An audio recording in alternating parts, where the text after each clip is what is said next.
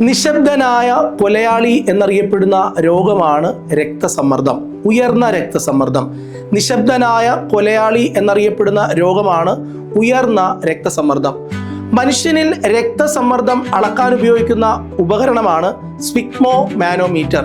രക്തസമ്മർദ്ദം അളക്കാൻ ഉപയോഗിക്കുന്ന ഉപകരണമാണ് സ്ഫിഗ്മോ മാനോമീറ്റർ. സ്ഫിഗ്മോ മാനോമീറ്റർ കണ്ടുപിടിച്ചത് ആരാണ്? ഉത്തരം ഹാരിസൺ.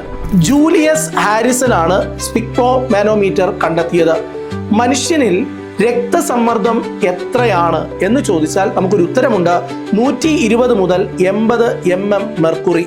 120 to 80 mm മെർക്കുറിയാണ് മനുഷ്യന്റെ രക്തസമ്മർദ്ദം.